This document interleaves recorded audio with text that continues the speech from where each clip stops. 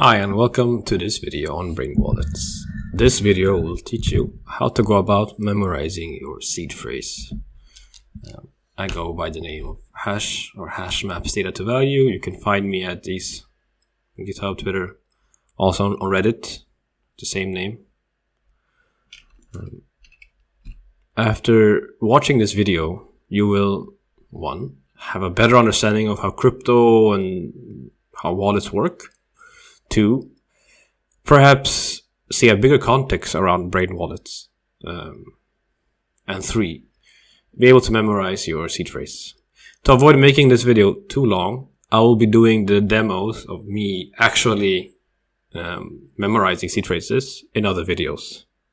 Note, I have simplified many of the technical details, partly because it's not entirely relevant to the subject of this video, but also because different blockchains do things differently.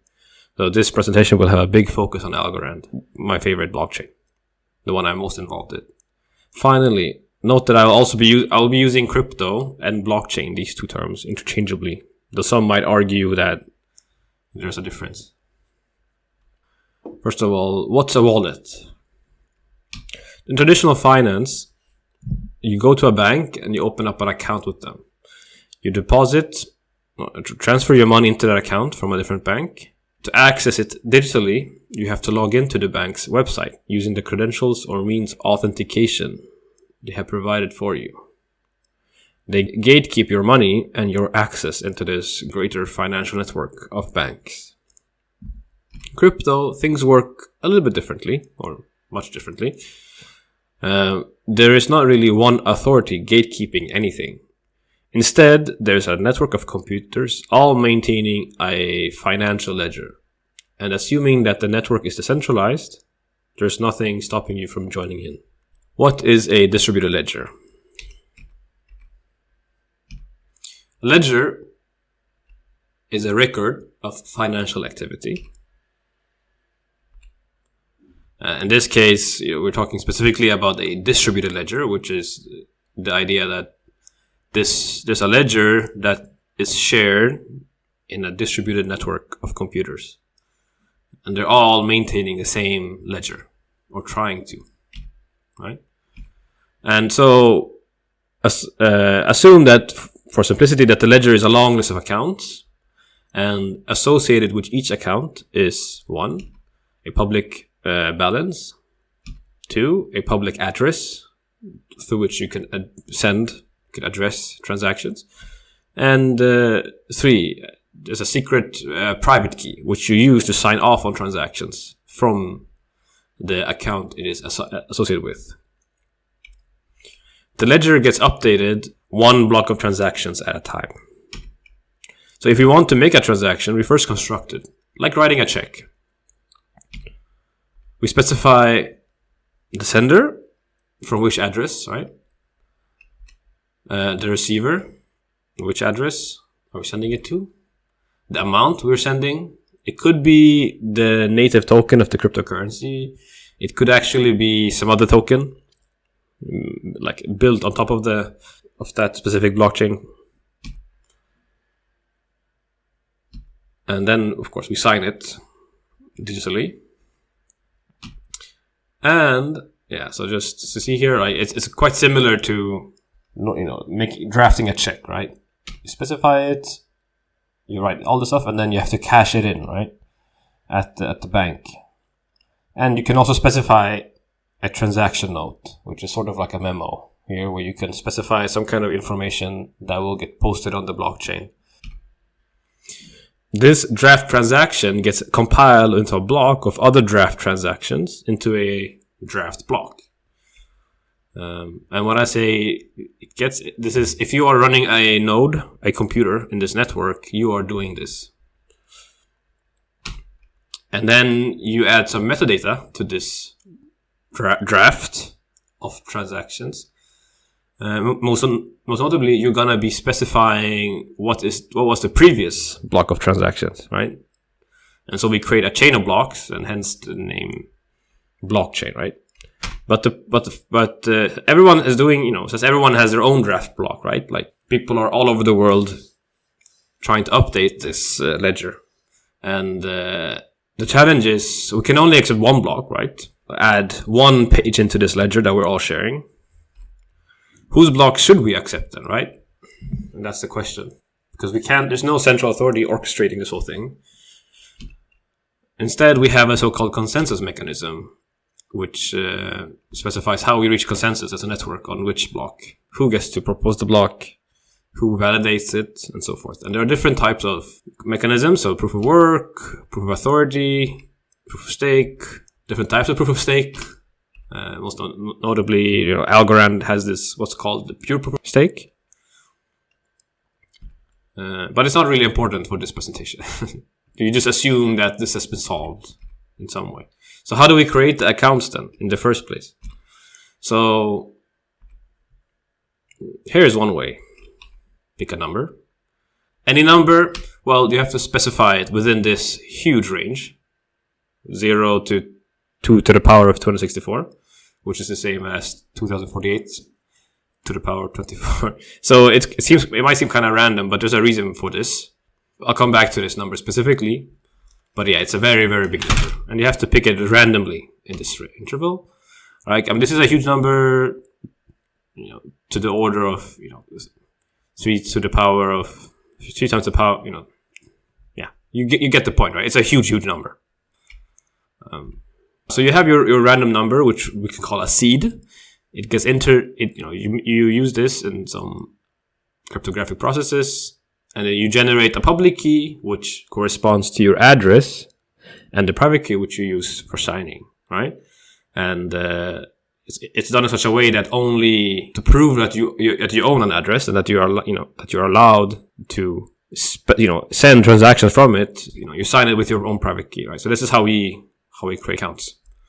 So is this a lot? Well, yes, it's actually a huge amount. So it's estimated that in the universe, the number of atoms, or I guess you could say protons, is roughly to the power of 10 to the power 80, right? So very close to this number. So if you're trying to brute force, if you have if you are in some adversary, you're trying to kind of randomly generate different numbers to see if you could end up with someone else's funds. Good luck doing that. Of course, assuming that that people are really using a random number and not just a number that they like. You generate your public key, you get your address, you acquire crypto, and typically most people, they would buy it off of someone or an exchange. But it's also possible to get as a reward, or mining a block, or just maybe doing some kind of work. And then you send the crypto to the address, you make the transaction to this address, and it enters into a block, and then that block gets added to the chain, and then now everyone will add to the ledger, to this distributed ledger. Okay, this account now has this amount of money, and it's been. And then to send money out, like I said, you sign a transaction using your private key. So about that number, I mentioned, right? I will come back to this. It's a huge number. We want it to be huge so that it's difficult to guess, but there is a system that is meant to help people have a more human readable at least, way of keeping track of that random number. And the most common one, or most popular one, is called the BIP 39 standard. So this standard has 2048 words, and each word is associated with a number from 1 to 2048. And then by combining them in a sequence, you get, if you have 24 words, random pick each time, you get this, this is the number of combinations, right? And it's alphabetical, this list. So as you can see, English, Spanish, just Chinese and Korean, right? And interestingly, like all in English or in Latin, you can see that all of the initial 4 letters are unique. And the idea is that, if there even are 4 letters, but the idea is that, if you write down, like, you don't have to write out the whole word. You just write out, the first 4, and then you will be able to uniquely identify the word itself, which is helpful if you're storing it in some compact way. Or, if you smudge it or something happens to it, right? several languages besides these, right? And so you can call this seed phrase, mnemonic phrase, or passphrase. And just to kind of give you an analogy of this is the analogy that I use to explain this, right? Because people who are uninitiated, it's kind of confusing, right? Like, what does it mean to have a wallet, to have a phrase, all these things, right? So imagine that you have a treasure hidden away somewhere, but just to get a sense of scale, it's in space, right? And so to keep this treasure, or to find your way to this treasure, you create a map. Can the treasure be found without a map? Well, yes, but you kind of have to search the entire universe. Unless, like I said, you didn't place the treasure in a random place. Like maybe you are, from Earth, you really like Jupiter. So then you put you put the treasure in Jupiter, right? Or the moon, right? And then, of course, it's much more easier for someone to find your treasure. If you have the map, it's trivial to find the treasure, right? You just go to where the treasure is. But if you don't, as I mentioned, you have to search the entire universe. The map corresponds to the phrase. And note that this is where people get confused, right? Because they will write down, they wonder, like, where do my treasures, where are my crypto? Like, where do they live?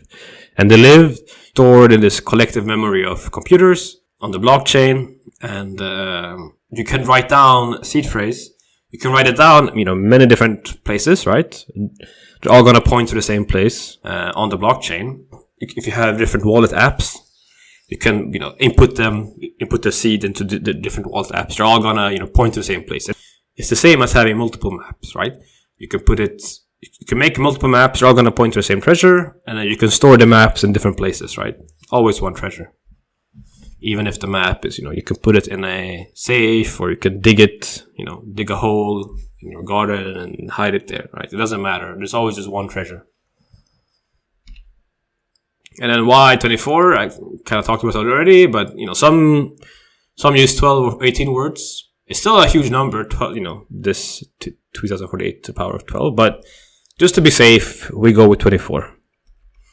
And some people might say, hey, it's easier to remember 12 words. Well, I'm going to show you how you can remember even 24 words, or even more than that, in this presentation. And in addition to this 24 words, you can also add what's called a checksum. So it becomes like the 25th word. And so Algorand has this, right? The 25th word is a checksum. The checksum is generated. It's a number that's been calculated from the first 24 words. If you input your 24 words into a wallet, and then you input a word afterwards, the 25th word that doesn't quite correspond to the one you inputted, it means that, well, either you wrote down the checksum wrong, or most probably you wrote down a word before wrong. So it's just like a way to quickly check if you have a valid phrase or not. So what's a wallet then? A crypto wallet stores keys, giving you access to account. It creates and signs transactions, and then you sign a transaction, and then you pass it to a node. That node could be your own node, it could be someone else's node. Even if you pass it the draft transaction to someone else, can't fake your signature or anything like that. They just can take it, throw it away, or more probably just pass it on into network until it gets added to a block. Typically, you use a phrase, right? A sequence of words to regenerate the keys, or generate the keys in the first place. And there are different types, right? So there's something called a custodial wallet, which means that there's someone else who handles your keys. Then there's what we call a hot wallet. So it's like an app or some kind of software on either your computer or your smartphone, and it's connected. The key here is that it's connected to the internet. So, for example, we have, the Para wallet, we have MyAlgo here, there's, MetaMask, Exodus. The point is, it's a wallet, it has your keys, but it's somehow connected to the internet, which creates a problem, or a potential problem, where it could get hacked, right? So you just have to be careful. And then we have the most secure way, cold wallets, and cold wallets are air-gapped devices, meaning that they are specific devices meant to generate keys from your seed phrase, and also sign off on transactions. So typically they can be they can be given some information either through Bluetooth or a USB, and they can create a transaction, sign it, and then pass that on. But they're air gapped in the sense that there's a very narrow means of communication with them, and there's no direct link between them and the internet. So that creates much more security. And then we have brain wallets, and this is kind of a tongue-in-cheek term, because your brain cannot really it can memorize these 24 words, but it can't really generate keys from that, or do some kind of advanced cryptographic calculation, or sign off on transactions, right? All that stuff. It can't do that, but it can remember the words, the phrase, and then it can input them into a cold or hot wallet and then go from there. So that's what a brain wallet is. So what's really like the necessity? Like, why would you need to even remember your seed phrase, right? And so let's just start off with some crypto history and philosophy, right? So this is this is a snippet from the original Bitcoin paper written by Satoshi Nakamoto. Who we don't really know who that is. They wrote the Bitcoin paper in 2008, and the network was up and running in 2009. This was the first blockchain, right? So if you look at section 10, they have a part here. He, she, or them has a section on privacy. But actually, Bitcoin isn't private, right? And the main power that we want here is control. We want and it says here in the abstract, it's a peer-to-peer version of electronic cash, right? You can send money, payment. You can make payments directly from one party to another without going through a financial institution. And I just want this to be clear, like. What is the necessity for? Okay, so in order to understand why you would want to remember your seed phrase, it's good, to also go back to why do we want a blockchain or crypto in the first place, right? We want to get rid of middlemen. And if you want as few middlemen as possible, right? It's good to remember to memorize your seed phrase. So I just want to make some commentary about where we are. When I say we, I'm talking about, the developed part of the world where we have a high level of digitalization. And, so if you look at the means of payment you have today, you have, cash, right? This is the traditional way of doing things, and it has some benefits, right? Which is it's private, and there's no history of transactions. It's robust, right? I mean, you don't need internet or anything or electricity to pay with cash, and it's peer-to-peer, right? You don't have to call. If you pay someone with cash, you don't have to call the bank and be like, "Hey, am I allowed to pay this person with cash?" You just give it. The bad thing is that it can't be used online, and I really want to stress this point because there are people who say, we don't need crypto. If we want privacy, if we want control, why don't we just stick to cash, right? And I just so strongly disagree with that argument, because you can't use it online, and we want to be able to do stuff online. If you lose your cash, it's gone, and you can argue whether this is a feature or a bug. I would say it's more of a feature of cash, and it's awkward to handle, right? If you have a bunch of it, walking around with it, it's very, it's not really good to be walking around with like a bunch of cash on your person. Then we have digital fiat or traditional digital banking, or whatever you want to call it, right? And the good thing is that it's super convenient. It's created trillions of dollars of value. Allows for online payments, and this is once again you can ask if this is a good or bad thing. Money can be returned, which is if you send, if it's a feature or bug, right? Which is that money. Like, let's say you send it to the wrong address, the bank can return your money to you because you can say, I sent this to the wrong person. The bad thing about it is that, we're getting these trusted middlemen, and they're becoming massively empowered, right? There's zero privacy in the sense that all of your transactions, they're going through these private institutions, private companies, right? And these companies have fiduciary responsibility to their owners, and they're just going to do whatever they want with that. They might, probably, make use of your data in some way, sell it or monetize it in some way, right? And so you can't really, you have zero privacy, right? And, it's just like a centralized system where, so what happens, if your bank, gets attacked in some way, right? Then you can't do anything. And then we have crypto, which is, the best of both of these, in my opinion. Crypto, it's good for online pay. You can even do them better, at least, okay, depending on the blockchain. But, if with Algorand, you can do online payments, not just fast, but you could get immediate finality, which allows you to do, to send across the world, and they know, they get it. When they get it, right? It's final. I think, it's convenient in the sense that you don't have to walk around, and same with that. It's not awkward to handle like cash. It's just, stored somewhere. It's just numbers, right? It's peer-to-peer. You don't have to ask anyone for permission, assuming that the network is decentralized. And, okay, so we talked about privacy. So it really depends. Some crypto are private, like Monero, or Zcash if you use private transactions. So it is possible to get privacy. Of course, most of the mainstream blockchains like Algorand or Bitcoin or Ethereum are not private. And I mentioned this here too.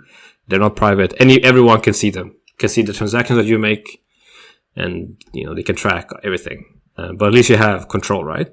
And so here as well, we have this other part here where if you lose your private key, your money, you can't access your money, right? It's just gone. And this is, equivalent to cash, right? Like if you bury a bunch of cash, or if you lose your wallet, right? It's gone. Like cash is gone. Yeah. If you drop your wallet, if you get mugged, whatever, it's gone. Similarly with crypto, right? If your privacy key is lost, it's gone. But this is also comes down to, is it a feature or a bug, right? And I would say it's more of a feature. And the problem is that, maybe we want a mix of these, right? But the problem is that cash is disappearing in many places, right? So a lot of, at least where I live, in Europe, in Northern Europe, a lot of stores simply they just refuse cash. They don't want to handle it. They hate handling cash. It's awkward to handle. They just want digital payments. And the problem is that if you suddenly have no cash in the society, and there's no crypto here, then we are completely reliant on these trusted middlemen to be able to do basic stuff, societal functions. And I think that's a disaster, right? So this is where crypto comes in and offers an alternative. What's wrong with middlemen? I already talked about it, but so let me just give you some scenarios, right? And this is not even from a decade ago, right? This is from the last 2 years, right? So first of all, okay, so imagine if your country was attacked. And of course, this is what happened to Ukraine. They were invaded from a foreign country by another country. And if you have a middleman that you're reliant on, and this middleman gets attacked in some kind of cyber warfare or, just bombed, right? That can really affect you. This is what happened to Artyom. So he was in Kazakhstan, and because of the war, his bank suddenly it didn't function anymore, right? And the only thing that he had was crypto. So luckily, because he had crypto, not just his Ukrainian account, he was able to survive. He can pay for himself, right? And there's also a case where your country could get sanctioned, right? So this is the opposite case where with Russia, where we live in this era of financial warfare where countries will sanction each other, and not just sanction, like goods, but also another country's ability to make payments in the first place. And Russia was sanctioned. The central bank, like its reserves, were confiscated, and in desperation, the central bank started forcing its citizens to convert at least, I believe, was 80% of their foreign currency, like if they made income in foreign currency or whatever, into the ruble. They've been trying to keep up the value of the ruble. This is an issue for some people, right? So we have seen these Russian YouTubers put up their crypto addresses, right? Their wallets, so that people can donate to them. Because it's the only way that they can get money, because now they can't get money from YouTube or through PayPal or these methods. And then there's the case where, what if your government turns against you? We only need to look at Ethiopia to understand this type of scenario, right? So there's currently a war. It's an ongoing civil war since November 4, 2020. So it started because of political differences between the federal government and this is, Tigray. This region is called Tigray, and between differences between federal government here in Addis Ababa, the capital, and the regional government.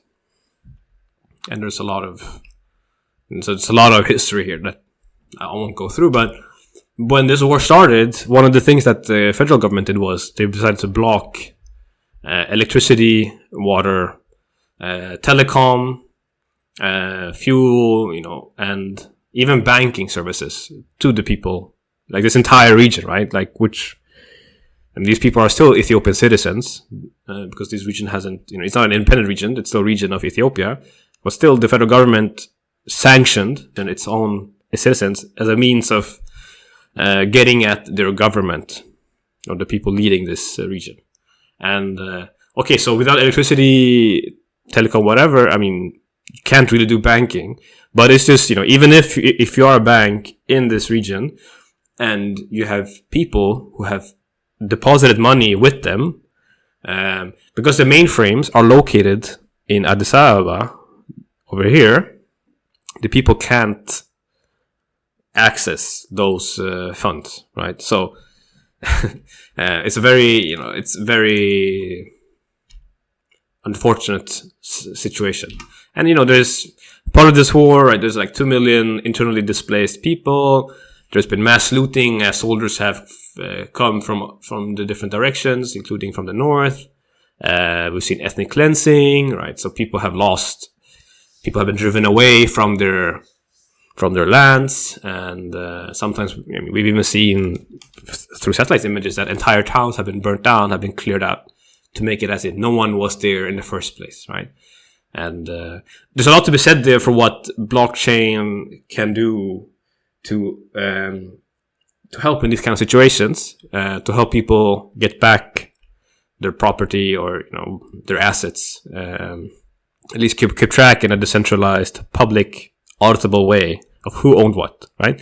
It's a different video, but just wanted to mention it here. And 100,000 civilians dead, or estimated to have died. And actually, Washington Post called it the deadliest conflict on the planet.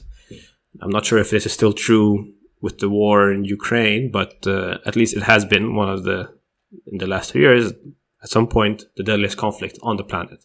And I just want to say that the world is very unpredictable. People who probably had a very strong sense of security have become displaced through no fault of their own, and you never know, anything could happen to anyone. You yourself might end up in a situation where you are displaced from where you live,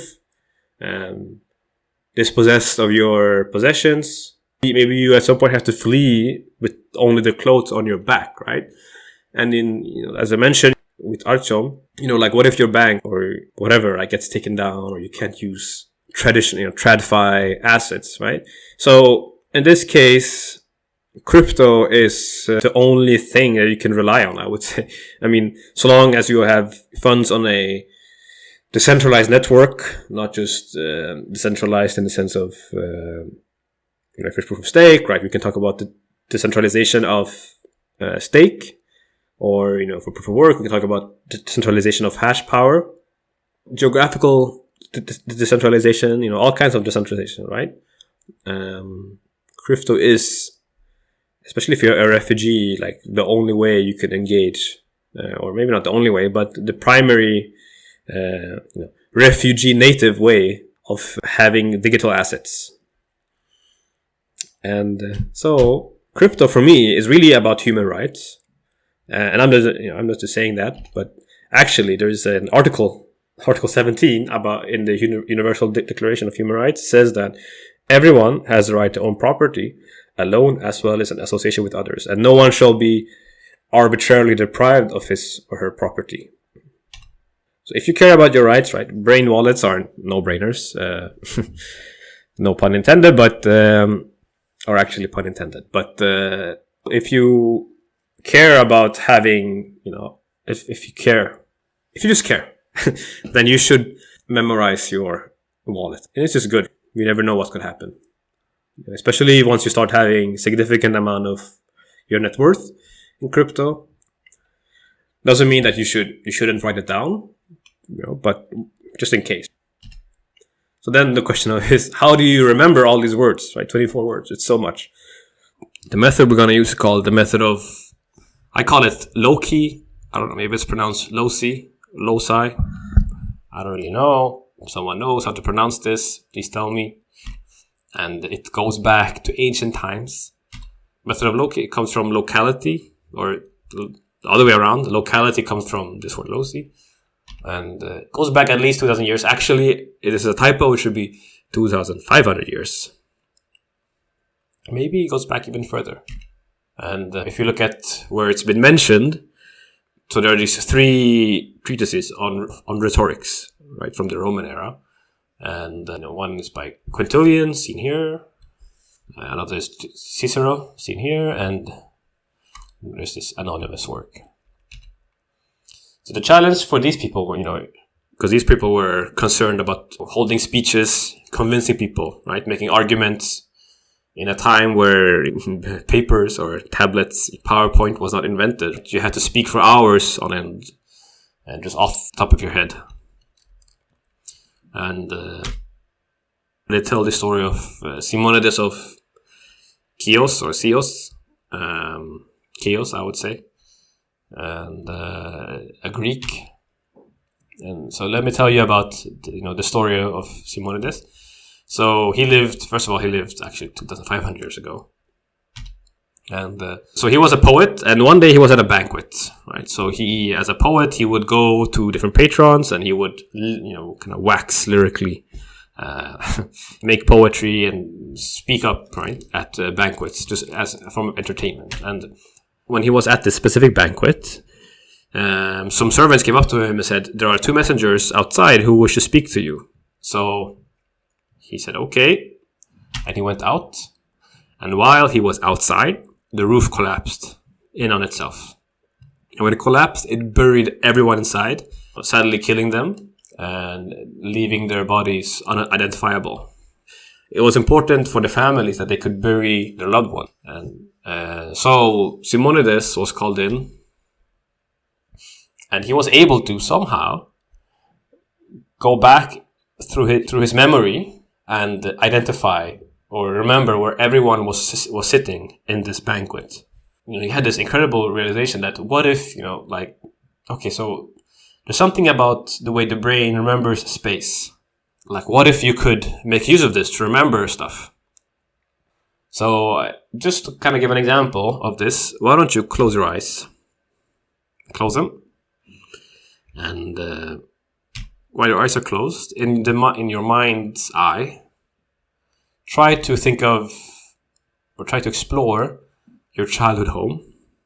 Imagine yourself walking through it, going through in different rooms, or your school that you attended, one of the many you might have attended, or several ones that you've attended. Just imagine yourself standing outside of it, outside of the entrance, looking at the outside, walking into the main entrance, walking through the corridors, the hallways, maybe up and down the stairs. Can you imagine yourself in your lecture hall or classroom? Imagine a workplace that maybe your current one or a previous one, right? Imagine the building, right? Imagine yourself standing inside the room where you usually work, looking around, seeing the people around you, if you had people walking around you. Imagine that you have a car commute, right? Imagine yourself in your city or someplace, being in a car, going from one place to another place, right? Can you kind of in your mind's eye go through that entire journey? You probably can. Or imagine if you live in a place with public transportation, with good public transportation that you take, then you can also use that. Think of it, think of the bus ride that you took or you take, or a metro that you take. Imagine yourself kind of passing through all the stations. Imagine yourself sitting in your seat, looking around at people. imagine a street in your city. You're walking down the street, seeing the shops, seeing the stores, the restaurants, the bars, the little niche boutiques, the malls, right? Imagine all that, the traffic. So you probably have a very, very, unless you have had maybe some kind of injury to your brain, or you're not able to kind of do this type of things, which some people can't. And if that's the case, you probably will struggle with this method, or be unable to use it. But for most people, at least, I would say they can do this, right? And they don't have to be so kind of genius. It's just kind of comes having a brain that can do that stuff. So how do we remember these 24 words, right? So I kind of show you that you have tremendous, if you think in terms of space, spatial memory, tremendous ability. And so first of all, you have to keep in mind that these words, you have to remember them sequentially, right? You're not remembering 24 words like at random. You remembering them in a specific sequence. And so what you do is you pick a place that you're very, very familiar with that has some kind of sequential nature. And then you create a journey from one place to another place. And you associate one word with some kind of, some kind of locality, some kind of thing on this journey. And you create some really, really crazy association, right? I mean, I found these pictures that I thought were kind of funny, right? They just like associate one place, one stop, one object on this journey with a word. And you just make up some crazy, some really stupid, absurd association.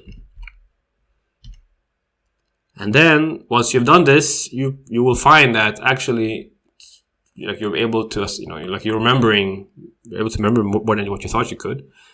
And then you just do a regular mental pass, like maybe before you go to sleep, maybe not every day, but now and then you do a mental pass through this journey, remembering, going through the localities, thinking of, okay, what word was that associated with, and so on. And then you should also do a write down where you just sit down and write down all the words. And then, of course, you should destroy that. You should erase it or destroy, if you write it on a piece of paper, destroy that piece of paper so no one can get it. But if you do this, you can, you'll be able to memorize these 24 words. I have prepared some videos for you. We'll see you in those videos where I will show you how to do this.